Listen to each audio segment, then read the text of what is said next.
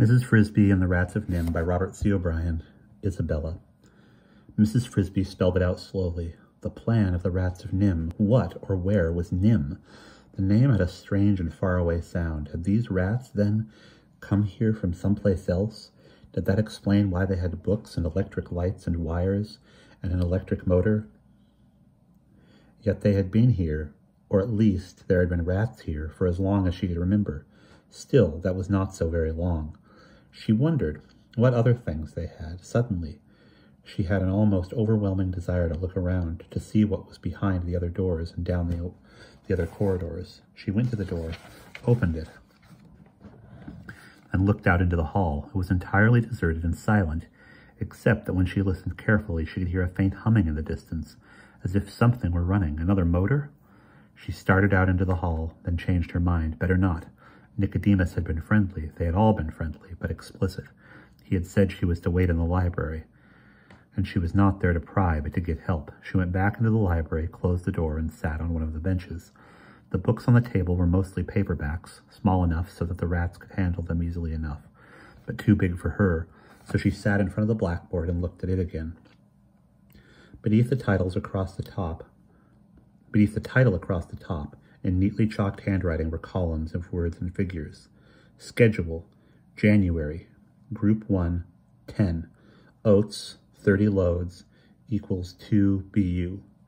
Group 2, 10. Wheat, 30 loads, equals 2 BU.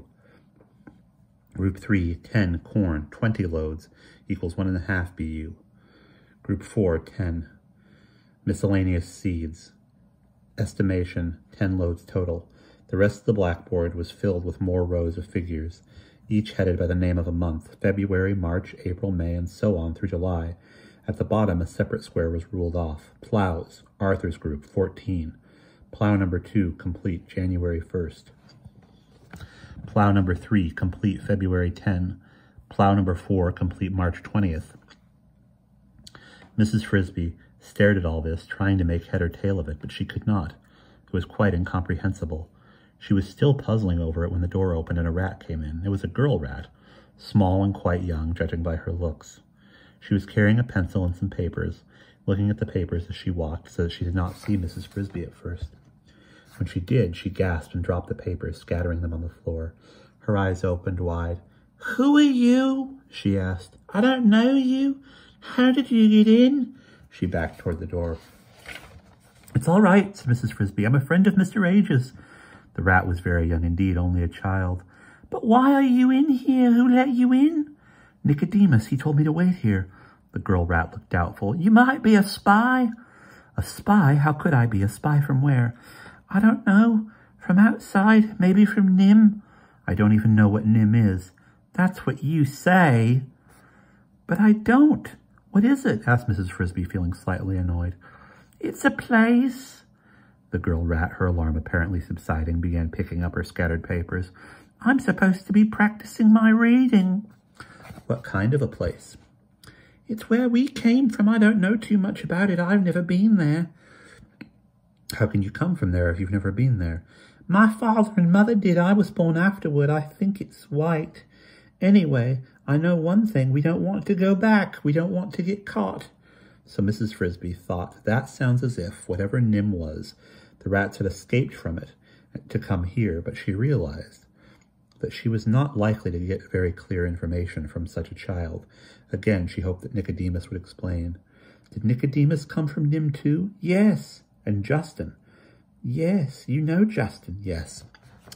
"I guess you're not a spy," said the girl rat. She sounded mildly disappointed. Then she added irreverently, "Justin's not married." She climbed on one of the benches and opened a book. "He's the best one of all. He's not even afraid of dragon." She read in a book for perhaps 30 seconds, picked up her pencil, then put it down again. "I'm too young to get married." "I suppose so," said Mrs. Frisby, "for a while yet, but that won't last long."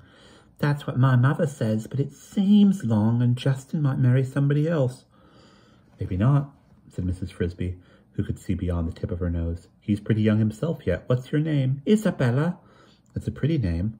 "It's all right, only my brother calls me Izzy. I don't like that." "I don't wonder. Where is your brother?" At the meeting. He's older. All the men are at the meeting, but my mother didn't go. The mothers don't always go. She's in the grain rooms packing grain. Packing grain? For the plan. She doesn't like the plan, though. The plan again. What is the plan? Why doesn't she like it? It's just the plan for where we're going to live and all that. She doesn't like it because she says it's too hard. No more electric lights, no more refrigerator, no more running water. But she isn't deserting or anything. Not like Jenna.